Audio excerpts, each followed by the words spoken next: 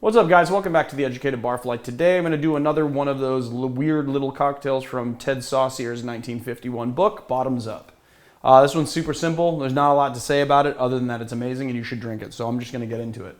It's also a Applejack cocktail. So we're in National Applejack Month. I've been really pressing hard to make more Applejack cocktails because I don't want to fail at finding lots of Applejack cocktails for you. First thing we're going to do is 3/4 of an ounce of Yellow Chartreuse.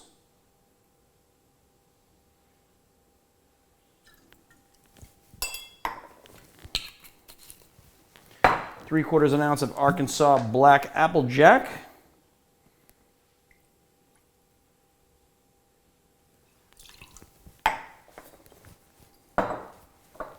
One and a half ounces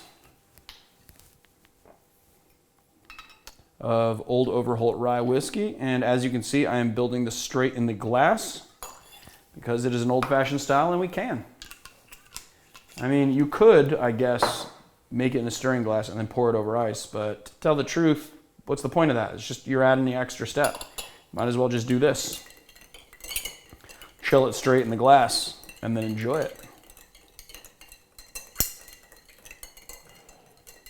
Try to avoid spilling a little bit.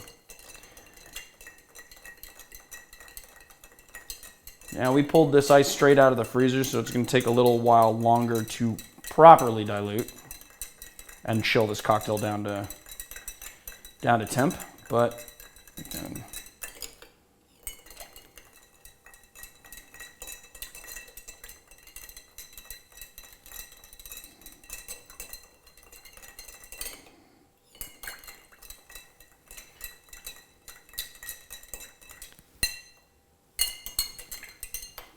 there you go.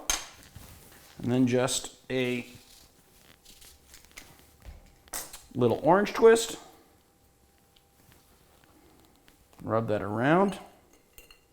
And there you have it, my friends, the Diamondback Lounge, Ted Saucier's strangely titled drink. Let's have a sip of it and see what it tastes like.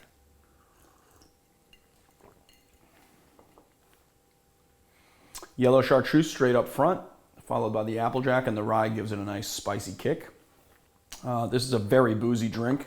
It is 100% made of booze. It is 3 ounces, so it's kind of a big drink. So be careful with it. Orange is a nice accent to the flavors as well. There you have it, my friends. If you want a kind of a fall-flavored, very boozy drink to get yourself through the holidays, this is the one. I'll see you next time.